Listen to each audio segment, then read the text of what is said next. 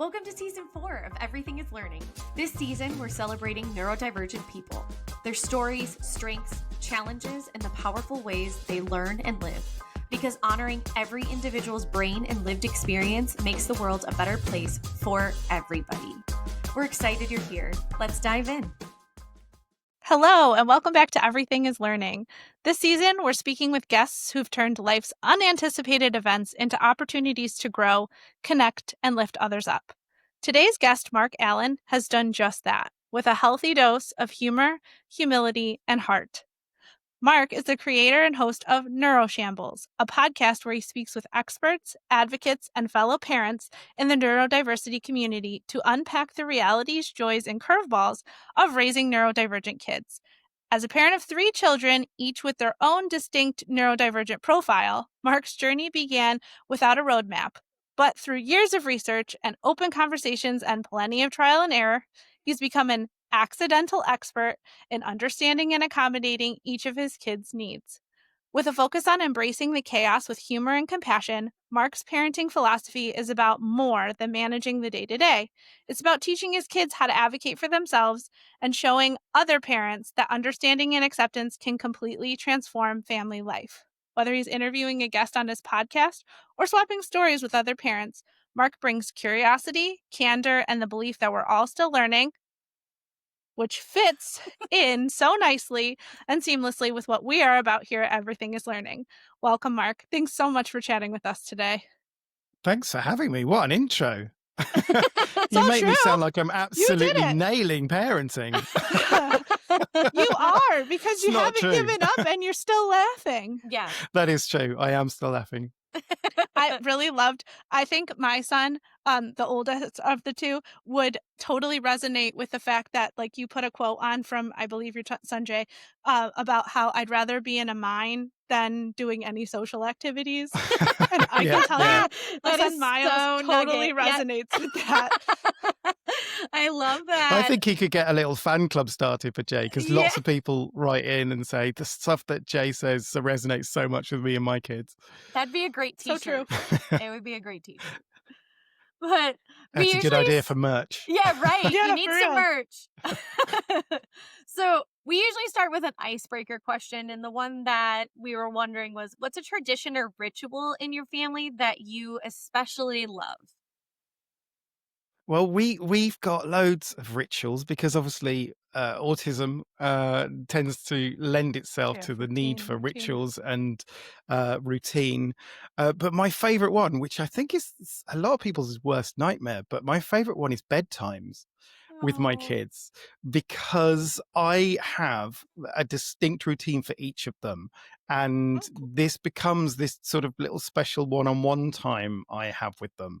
Because I solo parent half the time, so it's just me and the kids against the world.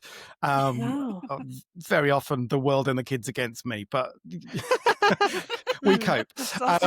But bedtime routines are really magical for me because they each have their own little thing. So India, who's my youngest, insists that when it's bedtime, I basically count her down to 3 to give her a head start, and then I have to chase her up the stairs, right? And she's got to get to the top floor and jump on my bed, and then she grabs both the pillows, and I have to wrestle a pillow off her. It's just the same every single night. I have to wrestle the pillow off her, and we end up laughing and giggling about it, and then we settle down and we have bedtime stories. So that's India's. Otto, I don't know how we get onto these things. They just evolve, right? I do with Otto a thing called mauling. He's got a very sensory profile. He likes sort of compression and deep pressure. So what I have to do at bedtime for him is lie him on the bed and then basically maul him like I'm a bear. And so I'll be like bashing him on the back and pushing him down. And he finds it really funny.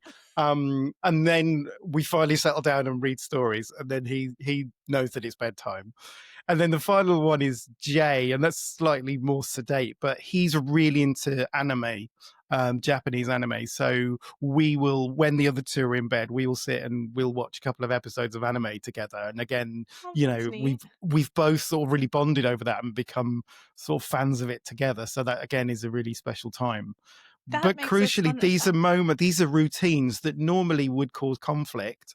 Bedtime is like, oh no, I don't want to go to bedtime. But because it's a thing they like doing and they look forward to it, it sort of tees up bedtime on a sort of a high rather than a low, if you see what I mean.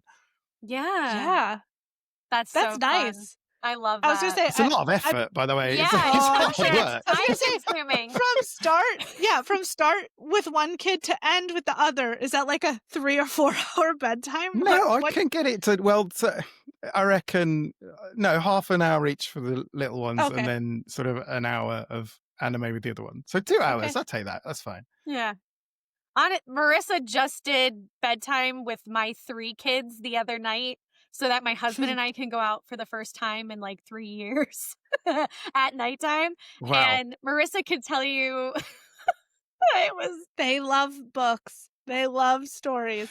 And I didn't Great. realize Elena like skips over unimportant words, right? Like, because after someone quotes like said he or that character's name.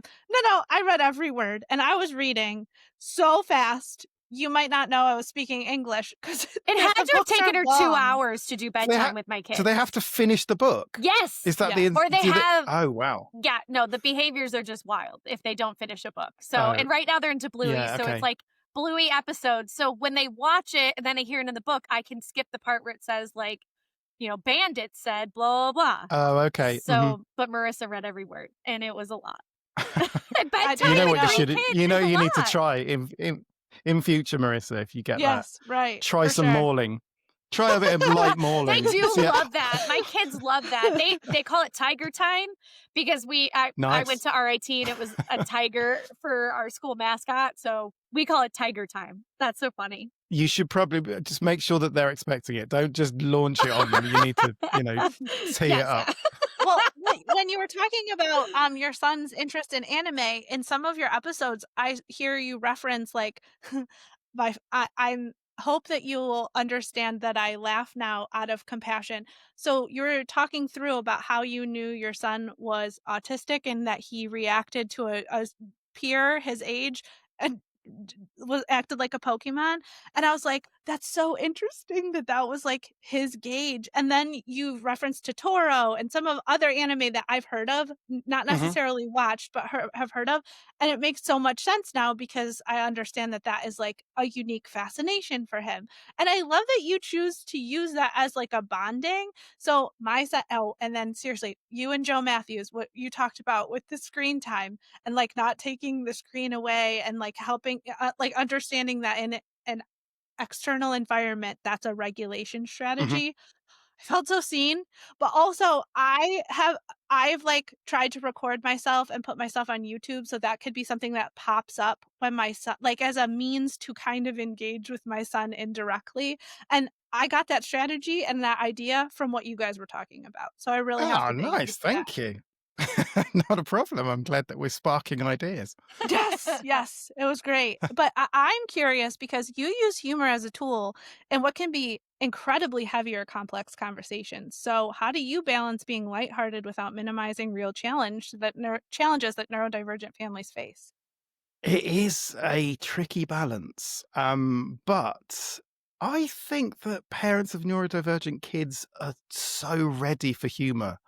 I mean, humor, if you look at even all of the really darkest situations, and I'm not saying that all neurodivergent parents are facing really dark situations all the time, but humor comes out of it, right? Have you heard of gallows humor?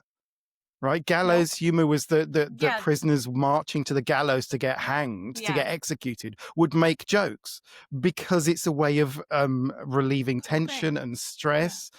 And I think some of the funniest people I've met are parents of neurodivergent kids because there's this slightly dark humor. And, if you don't laugh, you cry, right? And a lot of the times that I find myself in those situations, and I was listening to a lot of podcasts when I was trying to work out what was going on with my kids, and particularly Jay, who's my eldest, and I didn't know really anything about autism or ADHD or neurodivergency as a whole. And I would listen to podcasts, but so many of them were quite serious, and there is a place for that, but it made me feel like I've had homework to do. And that it was, and what I needed to hear was other people's stories about the stuff they have to deal with. Yeah. And the funny side of it, because there's so many funny things that happen, so many quotes and so many crazy situations you find yourself in. I wanted to share it with other people and hear what they go through, I guess, to build a sense of community and understanding amongst other parents, because so much of what we do is hidden, right? It's behind closed doors. They don't see them mauling. they No, don't right. see. They probably hear it. Well, and I love that you call I love that you call it the moments of dysregulation. I believe you use the term fizziness, right? That's Yes. Mm-hmm. I'm stealing, Okay. copying it, because I think that's such a fun term. And my oldest the other day was having moments of dysregulation where he was hysterical, and not hysterical and like crying hysterical. He was like manic, laughing. And the immediate word that came to my mind was like, this was fizzy. This was like bubbly, like. And I think that is such a in touch term with what it really feels like. It's used a lot in the UK. That's not my phrase. There's a really? term. So they use it in schools and stuff when they actually sort of get them to talk about it. Say, are you feeling a bit fizzy now? It's from primary didn't know school. that. Yeah, and it's a really good way of identifying, because a lot of Yeah. neurodivergent kids don't necessarily know what's going on in their bodies. They can't really interpret their feelings. But if you say fizzy, they kind of know that something's they're heightened, I guess. I'm so glad that that's what they use. I feel like it's I a love very that. friendly term and not one that requires homework. Because the moment I hear dysregulation, I'm like, oh man, what am I lumping Yeah. myself into now? Yeah. No, that's so great. I didn't realize. You're the first person who introduced me to it, so I'm always going to associate it with All right, I'll take it.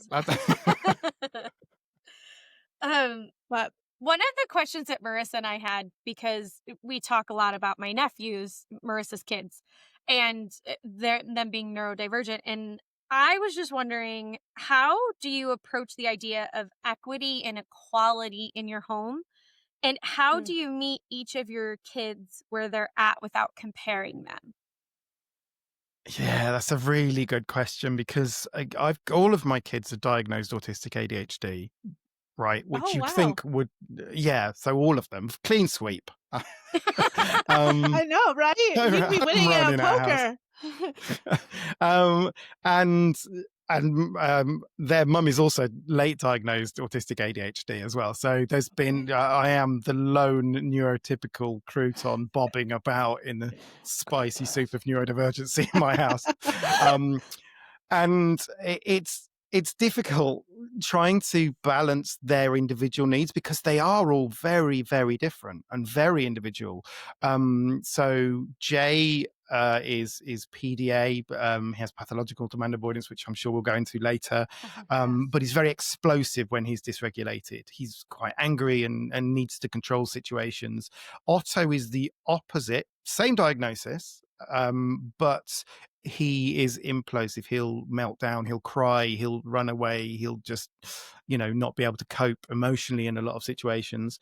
And then India, high masking, but also has a lot of emotional dysregulation as well, and will go situationally mute. So if she's overwhelmed, she won't be able to communicate that.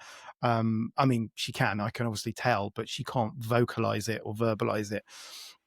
So they're all so different, and finding the balance between how you treat them in each individual situation, particularly when one or more of them are overwhelmed at the same time, is really difficult. But you have to sort of understand what works for each of them at different times. What I've found is quite useful for me is actually narrating what's going on for the other kids.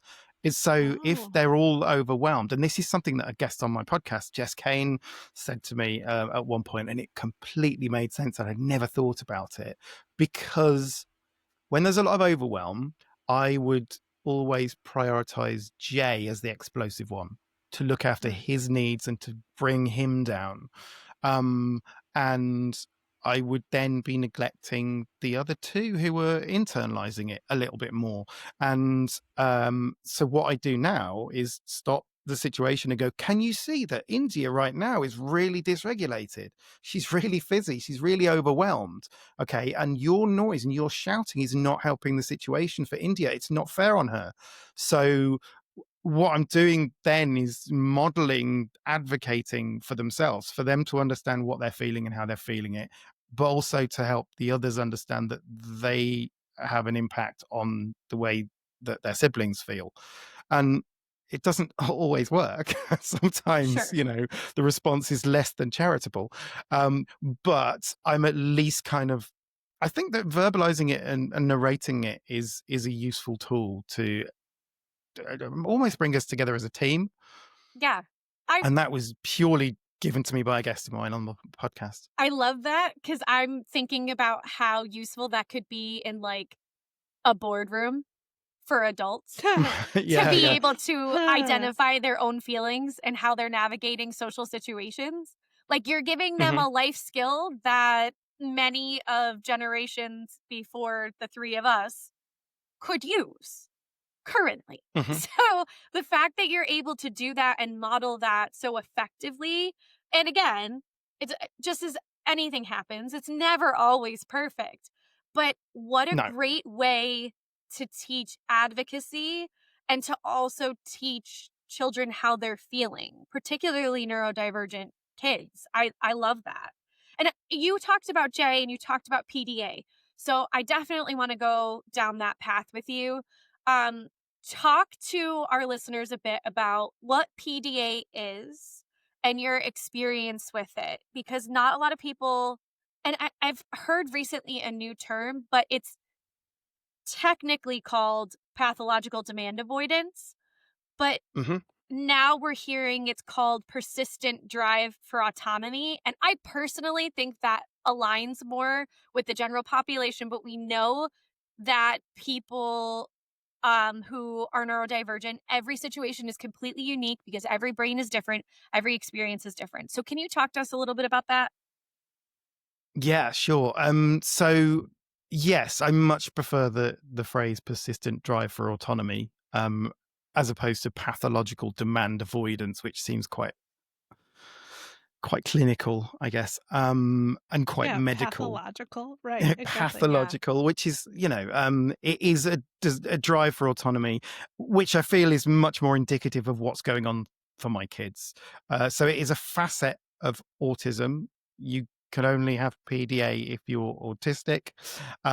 It's almost it's like the militant wing of autism, basically. It's the That's a really two good way two to describe it. It's interesting. two Yeah. thirds of my children have PDA, and it's essentially an anxiety-based response to what they perceive as demands. So PDA kids have a very highly sensitive, very easily triggered nervous system. So what a lot of people might think of as a simple request, like, okay, can you brush your teeth? Okay, can be interpreted by their body as a threat to their safety or their autonomy, which is difficult to get your head around because we don't feel that, right? But it is very, very strongly felt. It can feel like a literal threat to their survival.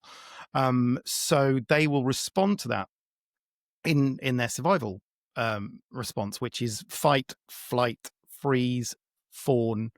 That's it, I think. Yeah. There might be another F in there. F off. Um, My very favorite. often to get that one. But they will respond to it in various different ways. So fight obviously is the explosive. They might hit, they might swear, they might throw things around to try and basically in their mind redress the balance of this feeling of being out of control. It's a way of regaining control. Flight is, they will run off, they will or cry or just sort of remove themselves from the situation. Freeze is shut down, which is horrible if you've ever seen it happen. And I think with India's situational mutism is an element of freezing in that situation and not being able to respond, and then fawn is just becoming everyone else is just copying and just doing that. So not even really advocating for yourself. He's just going, I'm going to copy that person.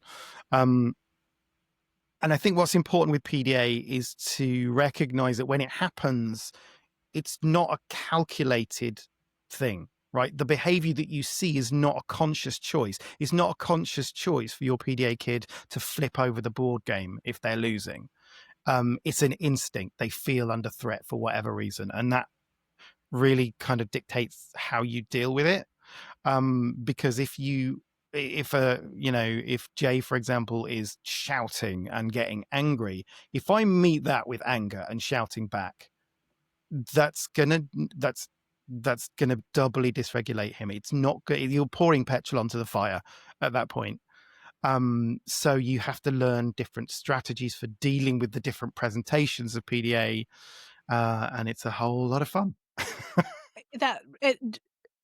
You have set me up so successfully for one of my questions, which was many traditional parenting strategies like reward charts or consequences are not successful for those with PDA. And so what have you had to unlearn about discipline, structure, or control in order to actually support your children? I had to completely abandon any notion that I would parent the way I was parented. Right, so because I think people fall into that. Oh yeah, really was, yeah. Because I think you fall into that, especially if you feel like you were well parented and you had a happy childhood, which I did. My parents did a great job. Well, I don't know. You be the judge of that. I'm not bigging myself up here. I'm just saying. Good job.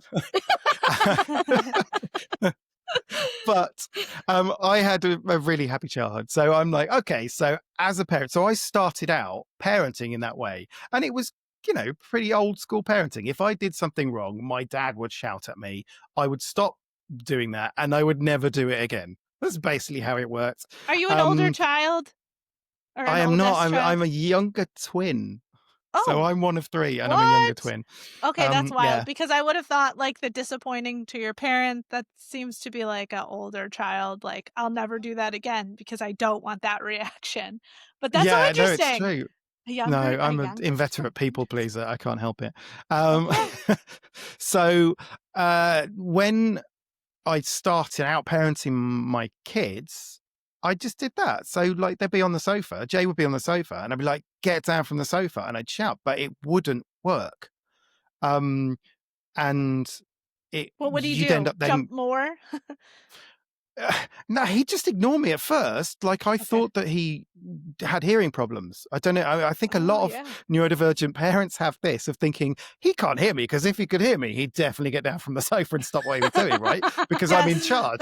100% agree. We had both of my children's hearing tested for that exact reason. Yeah, exactly. My children had grommets in their ears, like a medical procedure, and they were no point did they go, it might be autistic. They should do that first. So he just ignored me, and then you get onto discipline, right? You get onto naughty corner. I don't know if you've ever tried naughty corner, where the idea is that you put them into naughty corner to reflect on what they've been doing and think about it, and then not do it again. But naughty corner was a nightmare because not only do I now know that Jay has PDA. So if you think about it, I'm putting him he's completely out of control because I'm telling him to stay in the corner. That's a demand, right? And he needs to get out of the corner, but also he's got ADHD, so he can't stay still. So, so I found myself at one point policing naughty corner. So I'd like stand there and say, stay in naughty corner. And the idea is that you stay there for a minute for every year that you are old. I don't know if you have heard of this, but so if he's 3, he's in there for 3 minutes. And I remember standing there and putting the timer on, and I had to keep returning him to naughty corner. I was there about 17 times at one point. And it's like, this is ridiculous, to the point that I was physically holding him in naughty corner. So essentially, we're like both in naughty corner. Yes, exactly. It should have been for me, right? Now I know. But at the same time, you were probably told, like, you have to like stick to your routine, otherwise they're gonna like believe that they could get away with anything. But you don't have all the information. They'll walk all over you, right? Yes, exactly. Yes. And so now knowing what I know, that's obviously the wrong way of doing it. And with PDA in particular, hierarchy and structure is not really recognized or not really respected. Like my kids don't respect me because I'm a dad, and that is, I'm above them in the hierarchy. Mhm. It doesn't work that way. So you have to really sort of pull that apart a little bit and not see yourself as that authority figure in the same way, which is a very big shift in the way that you think about things and the way that you parent. There is actually one of the sort of identifiers of PDA kids, which when I read it, I was like, oh my God, that makes so much sense.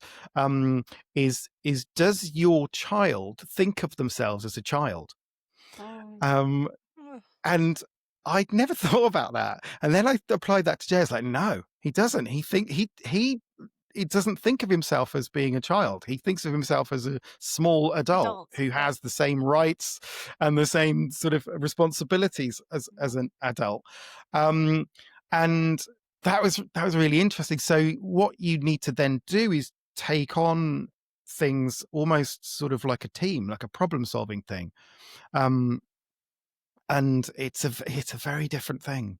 And this came from a book that I read. I think I don't know if you've ever heard of the Explosive Child book. Yeah. There's a book called The Explosive Child by Dr. Ross Green, I believe. And it is phenomenal in terms of helping me completely reframe my relationship with my kids, because what he ultimately says is that their behavior, their what you perceive as defiance or naughtiness is not because they just want to be difficult. It's because they are failing to meet expectations that you're setting them, because they can't do it yet. They don't have those skills. They're lagging in certain skills. So you set an expectation on them and they then kick off about it. It's because they don't yet have those skills. So you have to reduce those demands. This is a whole thing that underpins PDA. Don't put the demands on them. And you start to sort of tackle problems together. So like, and when I read that, it made a lot of sense with Jay in particular, where it was things like just going to school every day, getting him out of the door every morning was a massive battle every single day. Now I know now it's because it's demands, and I know that also school was triggering for him. So it's like I'm asking him to go into battle every day. Of course he's going to be reluctant. Right. And he feels like he's not in control. So what I need to do is sort of talk to him about it and give him that sort of feeling of being a bit more in control. And it was a really strange conversation where I just said, look, I noticed that you're having difficulty going into school every morning. What can we do to sort of make it easier? And he just said, give me some chewing gum. And I went, what? We'd never had this conversation. He'd never articulated this at all. He went, give me some chewing gum. I was like, okay, so if I give you chewing gum in the morning, right, you can't take it into school because they don't allow it into school. But if I give you chewing gum on the walk into school and you give it to me at the school gates, will that make it easier to go into school? And he went, yes. So I tried it the next day and I had no problems. Right. Now, I don't think it's anything to do with the chewing gum. I think it's to do with him having access to a thing that he's not really allowed to have as a child. I think it's redressing some kind of imbalance that he perceives, this injustice that he perceives he has to go into school and I don't have to. I don't know quite what it was, but he was brought in as part of this problem solving. Right. And for whatever reason that worked, and I didn't have problems for a while. Yeah. Let me ask this question. Until the chewing gum isn't tempting enough. Right. Let me ask you this question. If you were parented in the way you are parenting now, how different would you be? It's a very good question. I don't know. I don't know if... It's a really difficult thing to say, because I think, it's interesting that a lot of strategies that you have for neurodivergent kids also work for neurotypicals. And that's where I'm going. So much of the way that we parent is geared towards neurotypicals because, if we're honest, it's easier, right? It's much easier to say, I'm the parent, I'm telling you what to do. Just trust me, right? The Because authoritative. Yeah. yeah, to be authoritative. And it does come from there is a reason for that, is that we know a lot more. We know the world. We know, we're mindful of so many things that need to happen each day. And so the best way to navigate that is if you just do what I say, then we can get this done. And we could, so that's the way that I was parented. If you don't do that, and you have to, which I find myself having to do, is talk to my kids every day and explain why we're doing stuff and what we're doing and lay it all out and involve them in the decision making process. That is hard work to do it all the time, every single time. So it does make it more difficult, but it works so much better for them. And I experience so much less dysregulation than I used to because of that. Can I ask? So back to your question, if I was parented that way, I would probably be the same, because I believe I am an undiagnosed neurotypical. That's how I define myself. Me too. I'm not going to count my chickens. Who knows? I've learned not to do that, but I think that I think I would probably turn out in a similar way. I don't know. Yeah. So, you talked about, because my son Miles is also very selective as far as, like, he has a very limited palate, and if you changed diet, that really wouldn't help, because then you'd be eating cucumbers, is what you had said. But, like, the point I wanted to ask about is, so I largely decide what's for dinner. Okay. Because I do the grocery shopping and I have to cook it, and a lot of times I make 2 meals because I know what I wanna eat is, yes, I'd love french fries and pizza every day, but that just is not a healthy way to live. That's largely what Miles gets, is french fries and pizza on alternating schedules. But if you pick the dinner, which I don't know, maybe that's not how it works with your family, but how does PDA play into dinner time and your strategy for dinner? So in terms of meals, we have sort of a set number of safe meals Okay. that we do fairly regularly. So every Saturday is pizza, homemade pizza night, and film, and that's a routine. And again, it's another nice. routine that I really love, and we've done that for as long as I can remember, and that's really nice. So that's your safety, and then we have a few different dishes throughout the week that we know that they like. What I find with that kind of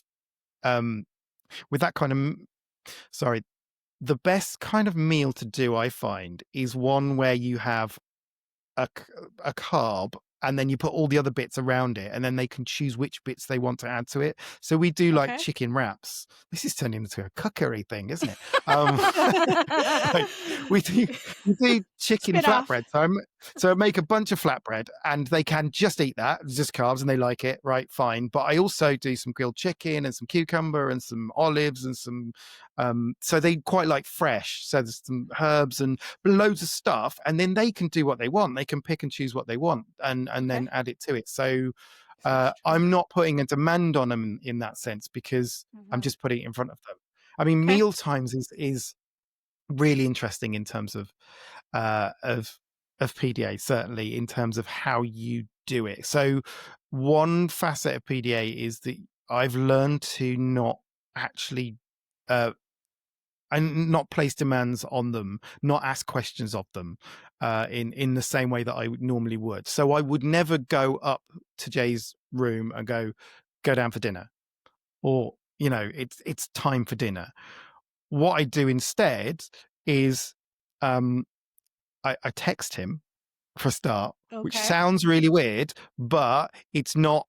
I'm not putting that. I'm not in front There's of no him. tone either. There's nothing. There's no other interpretation. Right. It's just like, this is just text, Mhm. and I'll say, your dinner's on the table.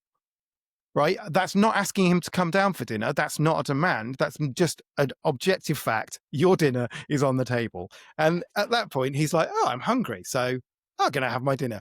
What I'm not doing is placing a demand on him that he can then go, his nervous system is triggered, and he'll push back on it. And there's so many little things like that. So they just strategies of how you talk that is not phrased as a demand. Basically, it's a Speaking minefield in out there. But when fact, you learn to offering do it, choice. Yeah, right. yeah, our choice is another great one. Yes, yeah, exactly. Do you want to walk to school or get the car? You Yeah. know, that kind of thing. As you're giving them a choice. The end destination's the same, but you have a level of autonomy over what we're doing. Yeah. I wonder how curiosity plays into PDA in your home too, because we found the more that we've talked to each other on the podcast that curiosity is just like the key to an amazing life. And the more curious you are, the more you find out. And it seems like in one of the examples you already gave us, you were talking about how you were curious with Jay. How can I help you with this? So Yeah. does that translate every day into your home? Like how does that look? I'm just curious myself. Yeah, I mean that is the thing. Once you've opened up that dialogue, it becomes much more collaborative, I think, and that's Yeah. really interesting. And what's difficult sometimes is that our neurodivergent kids can't always communicate what they need. Mhm. And you have to intuit it and you have to sort of tease it out of them. I mean, Otto, this is a really good example with Otto. He really loves football. He loves playing football. And he soccer. Sorry, let me get No, it no, out no. right. We He call loves it playing football We too. soccer. knew. We call We we knew. call the other football American football. So you're good. Okay, Football. fine. But he very often gets in his head about a lot of things. He's got a huge amount of anxiety and he gets worked up about things. But when he's doing something physically, he comes alive. He doesn't think about that and he just shows so much joy. It's like throwing a ball for a dog and he'll just go after it and he's really excited. That's so So neat. I know he loves football. And in the summer holidays, there's this football club that he's been to before and he really loves. And I know he loves it. And also, it's because it's a thing he can do outside. It gives me a little bit of a break because then I've only got 2-1. Mhm. And so we booked him onto it. And when he found out about it, he was incredibly anxious about it. And like to the Oh. point that he'd be waking up in the middle of the night in tears. It's like, because the thing Oh. about neurodivergent kids, they don't seem to trust you ever. It's like, have I not shown that I've got your best interests at heart? Do you Right. know what I mean? But he was really anxious about it. And I sat down with him when he was much more regulated, because there's no point in asking him when he's overwhelmed, Right. and said, what is it about the football that's making you anxious? And he was then able to tell me the parts of it that he didn't like. He didn't like the bit at the start when people arrive, because they all have to go into a changing room and there's people he doesn't know, and if he walks in and people are already there, they look at him, and he hates that. He doesn't want to ever be the center of attention. I think there's also sort of a lot of sensory issues around the noise in the changing rooms, so he didn't like that bit. And he also didn't like the little training session bits. He just wanted to play football. So Hmm. for him, he knows the rules of football. He loves it because it's clear what you're supposed to do and he's good at doing it. When it's training, I think they try and mix up training sessions, and then and there will be a lot of instructions in one go. It'll be like, right, okay, you take the ball, run up to the end, turn around, pass it back to your mate, and then you go over there. And he finds it difficult to process that. Right. So he gets overwhelmed, he stops taking it in, and then he's not able to do it. So he didn't tell me that in this much detail. This is me then sort of filling in the blanks. But what that allowed me to do was understand why he was feeling anxious, and then to say, well, okay, if I speak to them before the session, right, and you stay in the car and I'll talk to them about it, and we'll basically say, you don't have to go into the change rooms at the start, Right. and you won't do the training bit. You can go and help out, put cones, or, give him a helper's role. Then would you be up for going? And he was like, yes. So I did that and I explained it to them, and they were amazing. They got it completely because they know him anyway. And then he was able to do it, and he had a wonderful time, and his team won the tournament. So it was a huge, Exciting. such an amazing win for everyone, because he could advocate for himself, which isn't easy for him. Right. But opening up that conversation and being curious as to why he was feeling overwhelmed, and being able to ask at a point where he was able to tell me, meant that I could advocate for him, I could smooth it through, and he gets to see that we can smooth things out for him if he's feeling, overwhelmed. I love that. That's beautiful. But I hear you on your kids feeling like you're sabotaging them at every corner and don't have your best interest in mind. Yeah, like, haven't I always fed you every meal?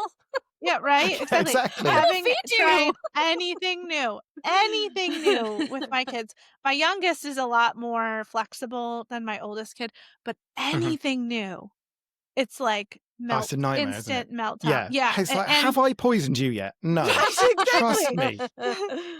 But there is a no, reason. so- There's always a reason behind it. And I think Yes. that's the thing that I've learned from my kids who are at this point presenting neurotypical. But like, for every kid, there is a reason behind a behavior. And if we all approach it with curiosity, eventually it will come out. And I think you're teaching them to advocate for themselves. Right. Absolutely. Yeah. You're like, with food, something that I would never even think of, like a texture of a tomato. Never even thought about it. I like the taste of it. It's weird when you say that out loud. Yeah. It's got seeds. Exactly. It's mushy. It's like icky. Oh my gosh. But I love tomatoes.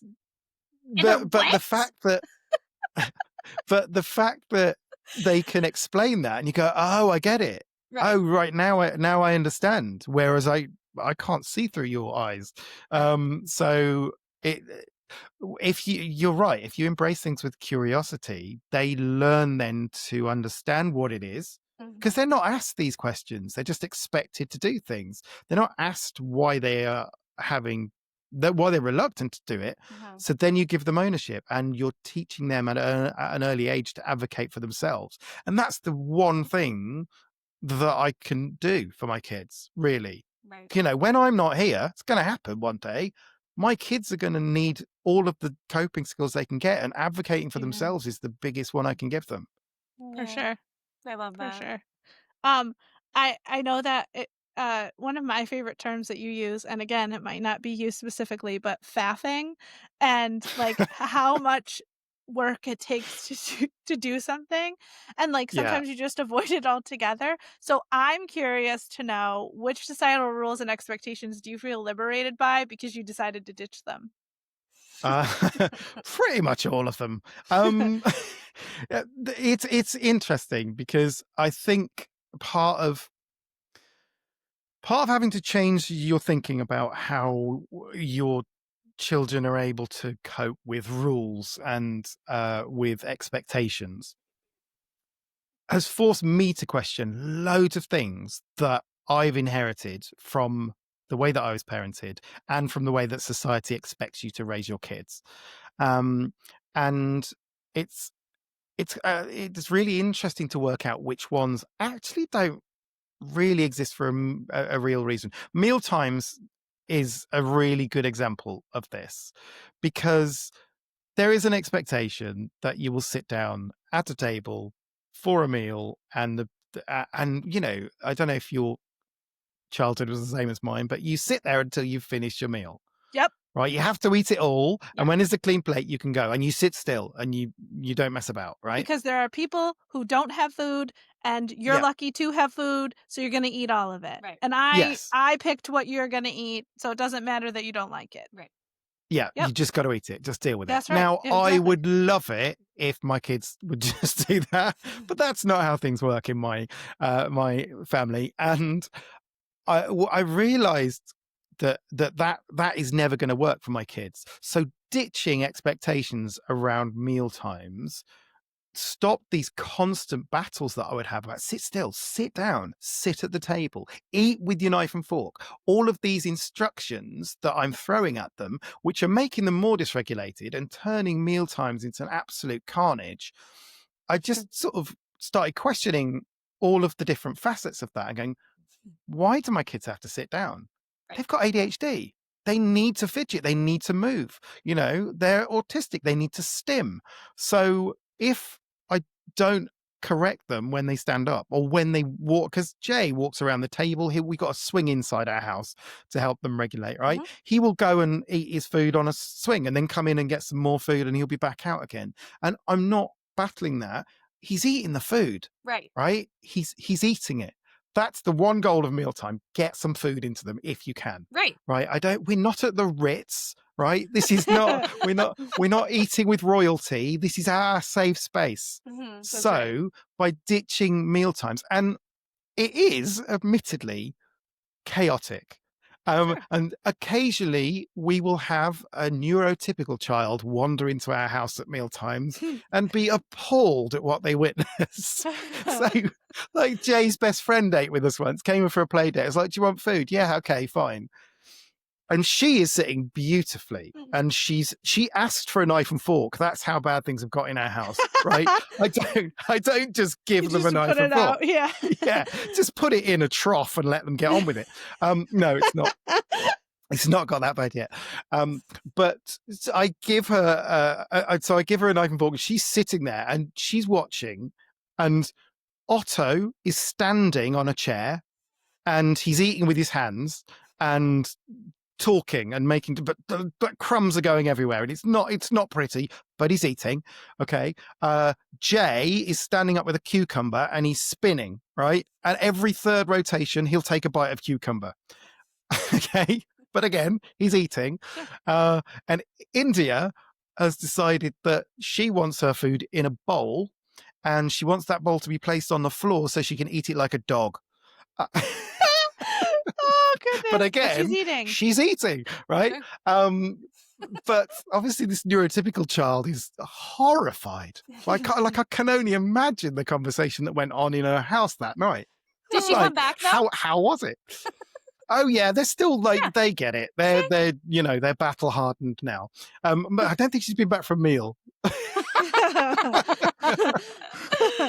that's fine. It sounds like fun to me. But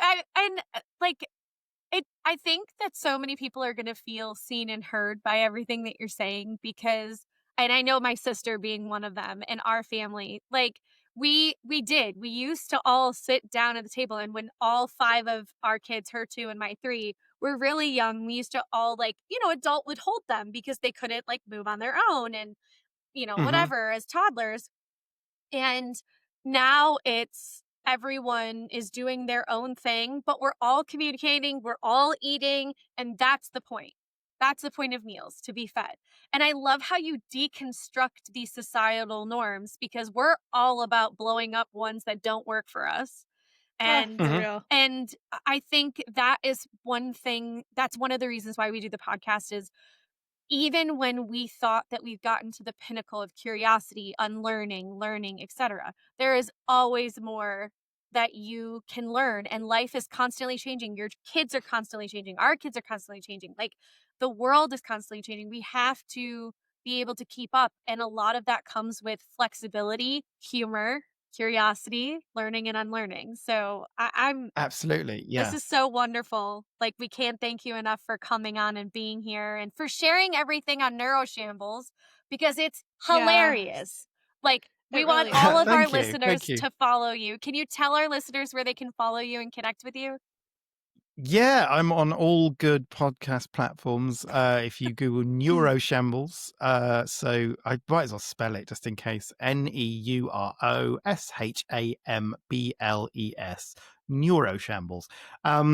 And yeah, you can find it there. And I'm also on Instagram, and I do stuff on TikTok as well. Neuroshambles Pod, Neuroshambles on Instagram, Neuroshambles on Facebook. I'm all over, really. Yeah. And I love your it. Website. It's like therapy to me. Yeah, right. And neuroshambles.com is my website. Yeah. Yes. Well, we have one final question that we ask everybody. If you could change the world to make things more inclusive, what would you choose to do? Oh, man, that's a really big one. Is this a blanket rule for everyone, or you're talking about specifically people who are kind of in positions of authority? Either or both. I think just be open-minded. I think, believe parents, believe people when they tell you their experience, because there's so much sort of doubt when especially in the early days, when you're not sure of your child's diagnosis and what's going on with them, and then you say, I think there might be something going on here, and they're like, oh no, he's fine at school, it must be, something at home. It's like, no, there's the amount of battles that we have to fight as parents of neurodivergence, battles with our own minds in terms of what's going on and how we parent, and our own instincts, and battles against the authorities to try and get our kids the accommodations that they need. I think if people were more open to the possibility that maybe there are more neurodivergents out there than we think, right? Just let's just assume that if people tell you that they're neurodivergent, they're not making it up. They're not doing it for fun. They're doing it because they need you to see their behavior, their presentation in a different context, and just be open to that. Because I think I go through life now I know a lot more about neurodiversity. I am much more kind of understanding and much more forgiving as a human. And I think that would benefit a lot of people. So like recently I was in a shop and someone went, excuse me please, and he just pushed past me. And like a few years ago I would have thought that's really rude, actually, and like, but and probably, given him the stink eye, or maybe said something under my breath. I'm not particularly confrontational, but I would have definitely judged that person for their behavior. Whereas I looked at him, I was like, he's definitely autistic. Like, he might not know it, but he said what he needed to say, excuse me, please. And then he did what he needed to do, which is move past me. So instead of reacting with aggression and feeling affronted, it's like, oh, okay, there's something else going on there. Let's not get upset about it. And I think if everyone approached the world with that in mind, that might be more of a beneficial place to be. That's so beautiful. Yeah. And I fully agree. I love that. Thank you so much again for being here, Mark. We can't wait to have you on again, because I feel like I'd love to. There's a lot of things that we can still dive deep in and talk about. Oh, absolutely. And we definitely want our listeners to follow you and connect with you, and we'll add all of that below the video. And to our listeners today, I'm sure you felt as seen and heard, or at least even just curious. So hit follow, share the episode, stay with us. The stories that you haven't heard yet, there are going to be ones that change everything for you. So until then, stay curious, stay kind, keep listening. Take care. Thank you. Thanks for tuning in to this episode of Everything is Learning. If you loved this episode, share it, subscribe to hear more awesome content, and let's keep the conversation going. Stay curious and keep learning. We'll catch you next time.